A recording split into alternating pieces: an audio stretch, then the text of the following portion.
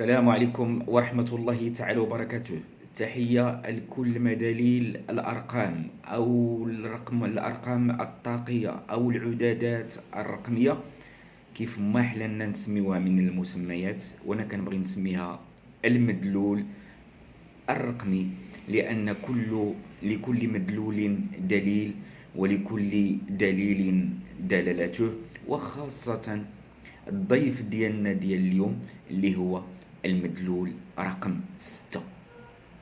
قبل ما نخوض في التوقعات وهي اللي كيزرب عليها الواحد وكيبغي يعرف شنو الميساج اللي غادي يقدم له هذا المدلول هذا في سنة مدلولها ديال الحمل، اجي معايا رقم 6 تعرف الاحداثيات نتاوعك والطاقة نتاعك والمؤشرات نتاعك والميساجات اللي كتجيك منين اصلها، منين مستمده. اجي تشوف معايا الرقم 6. باش نبدا لك بالقران الكريم، ولا نبدا لك بالكون. نبداو بالكون. الله سبحانه وتعالى خلق كل الموجودات في المدلول ديالك، النور، الشمس، القمر، يعني التنوير والنور في المدلول نتاعك في 6 أيام. هذا فيما هو مادي، فيما هو روحاني، ما هو شفاء للذات والصدور. القرآن الكريم مدلوله كذلك سادس، 60 حزب، 114 سورة، مجموع 6، وكذلك في 4 الحزب 6. يعني القرآن الكريم حتى هو مدلوله سادس وختمه سادس نتاع وسواس الناس، سورة الناس مدلولها سادس. كذلك بالنسبة لآيات الشفاء في القرآن الكريم هي 6. ذكر الرقم 6 في القرآن الكريم في 7 مواضع، وكل مواضع اللي كتهضر على أن الخلق وجد في 6 أيام. جل كل هذه الآيات هذه بأنك تهضر على فاش ذكر رقم 6 ربطوا الله سبحانه وتعالى بالأيام، واليوم كذلك هو مدلوله سادس. اليوم ديالنا مما نعد يعني 24 ساعة. النظام عندنا في الزمن نظام 60 دقيقة، 60 ثانية، 60 جزء من المئة. يعني النظام ديال الزمن ديال الذات هو نظام الستيني. كذلك بالنسبة للنظام ديال الكون في 6 أيام، واليوم عند الله ممن نعد هو 1000 سنة، يعني 6000 سنة، يعني مدلول 6. المدلول السادس كذلك مرتبط بالحمد ديال الله سبحانه وتعالى. فالله سبحانه وتعالى الحمد نتاع الله سبحانه وتعالى ربطه الله سبحانه وتعالى بالمدلول السادس، والمدلول ديال الحمد. والحمد ذكر في القرآن الكريم في 6 مواضع. الصور اللي بادية بالحمد، الحمد لله، 6 صور في القرآن الكريم. الفاتحة، فاطر، إلى الصور يمكن لكم تبحثوا غادي تعرفوها. بالنسبة لآيات الشفاء في القرآن الكريم، آيات الشفاء في القرآن الكريم هي مدلولها كذلك 6 في القرآن الكريم. وكانت والمشهورة هي دعاء سيدنا إبراهيم، وكذلك في حينما ربط الله سبحانه وتعالى العسل في ذكر السورة اللي فيها العسل. يعني آية الشفاء كذلك مدلول سادس. هل إحداثيات نتاعك إحداثيات كونية، إحداثيات قرآنية، إحداثيات طبية. الله سبحانه وتعالى بأنه ربط هذا المدلول السادس هذا بالشفاء. علاش؟ لأن الأصل نتاع هذا المدلول السادس والناس اللي هازين هذا المدلول السادس بأنهم كيعانيو الأكثر من الوسواس، رغم أن عندهم التوازن وعندهم الدقة وعندهم الانسجام وعندهم الحق وعندهم العدل وعندهم جميع المواصفات مرتبطة بهذا المدلول السادس. لذلك الله سبحانه وتعالى ربط الصعوبية نتاع هذا المدلول هذا ولصعوبته، بأنه رقمه الله سبحانه وتعالى. تصور معايا أن واحد الرقم اللي توجد فيه كل شيء، كيفاش غتكون الطاقة ديالو؟ غتكون الطاقة ديالو صعيبة على مستوى الكون وعلى مستوى الذات، لأن الأرقام تتواصل فيما بينها. كتبغي تيق بأن البرج ديالك وتيق بأن كذا، علاش ما تيقش بأن الرقم نتاعك مرتبط بالسماء الأولى وبالسماء الثانية وبالسماء. الله سبحانه وتعالى ما مسميش السماوات، ما مسميش الله سبحانه وتعالى السماوات. ومن رحمته كون سمى السماوات بالحروف والله يكون سقطت فوق رؤوسنا، ولكن الله سبحانه وتعالى جعل المسميات نتاع السماوات في ارقامها، لان الارقام كتحلى بالموضوعيه وبالصدق، والارقام ما كتكذبش، الارقام ما كتجاملش.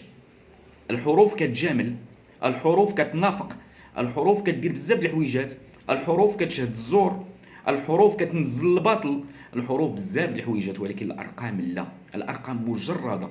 لذلك جميع الاشياء العظيمه في الكون بان الله سبحانه وتعالى جعل المسميات نتاعها في ارقامها. المدلول رقم 6، المدلول رقم 6 الحمد والتشافي والقرآن والكون. علاش؟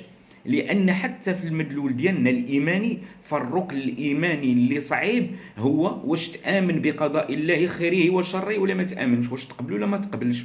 يعني المدلول السادس هو فيه تجربة ومدلوله الرضا بالقضاء خيره وشره. المدلول السادس مربوط كذلك بالوسواس الخناس من ديال الجنون وديال الناس بجوج. ما حيرتك لهادو ما حيرتك هادوك اللي كيشوفوك وانت ما كتشوفهمش. يعني هذا المدلول السادس هنا كتجلى الصعوبه نتاعو، كتجلى الطاقه نتاعو. بالله عليكم القرآن مدلوله سادس كما قلت. وشوف الله سبحانه وتعالى كيقول لو أنزلنا هذا القرآن على جبل لرأيته خاشعا متصدعا من خشية الله. القوة ديال المدلول السادس هاكا خصك تفكر وتشوف المدلول ديالك والإحداثيات نتاعك فين كاينه. كيقولوا البطن، علاش كيربط الله سبحانه وتعالى ربط المدلول السادس بالخير وبالشر؟ اما الابتلاء يكون خير او الابتلاء ديالو يكون الشر، والعياذ بالله من الشر. الله يحفظنا ويحفظكم منه. علاش كنقولوا بان البطن طب؟ نمشيو حنا للطب دابا. البطن يحمل مدلول سادس. عندك 6 المترو نتاع الامعاء، وعندك واحد المنطقه في الامعاء كتسمى الديودونوم الاثنى عشري، هي والاثنى عشر هو جوج ستوات. لذلك هذا المدلول السادس يمكن له يدير لك المشاكل في البطن، ويمكن له يدير لك اما الخير ولكن يمكن لك يدير لك اما الشر الا ما عرفتيش تتصرف معاه. يعني هذا المدلول السادس اللي عطينا ربي في الكرش باش يجربنا. الا كنتي كتاكل حاجه زويونه راه حاجه زويونه، كنتي كتاكل حاجه خايبه راه غدير لك لا دياري وغدير لك السخانه وغدير لك واش اللي كيتحكم فيها هو المدلول السادس. كما كتفكر فيها على مستوى البطن فكر فيها على مستوى الروح. الروح ما جاش الله سبحانه وتعالى ودار لنا ايات الصور اللي فيها الحمد بمدلول السادس، ما جاش الله سبحانه وتعالى ودار لنا ايات الشفاء بمدلول السادس، ما جاش الله سبحانه وتعالى واختار الطاقه ديال المدلول الستة باش يصنع فيها كل شيء. سبحان الصانع، سبحان رب الحسبان، سبحانك يا الله. دابا المدلول السادس بعد هاد الدويره هذه ديال الاحداثيات. كذلك بالنسبه للعناصر الاساسيه المكونه الكونيه 6 عناصر اساسيه.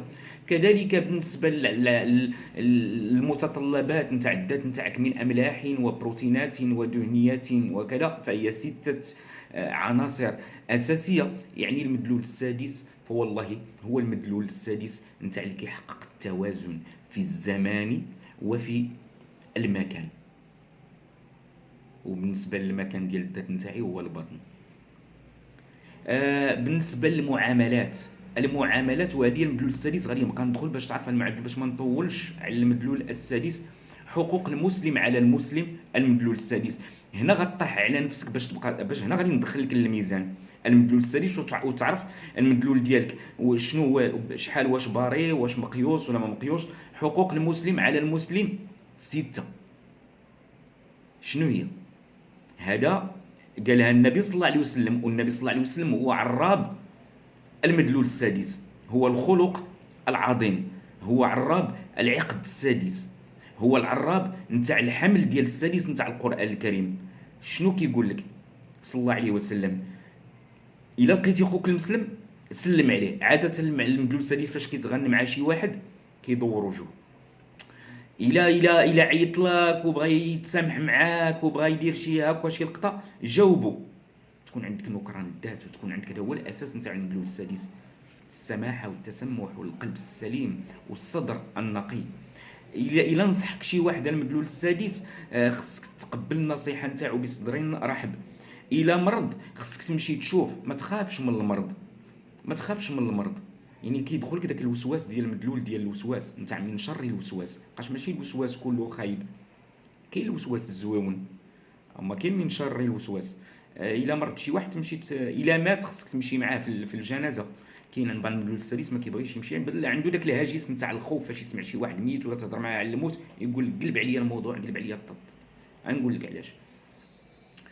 بالنسبه لهادو ديال المعامله ديال المسلم، عندك المدلول السادس عاوتاني غتعبر راسك في واحد السوره في القران، واحد السوره في القران فيها 6 ديال اللهو وديال اللعب.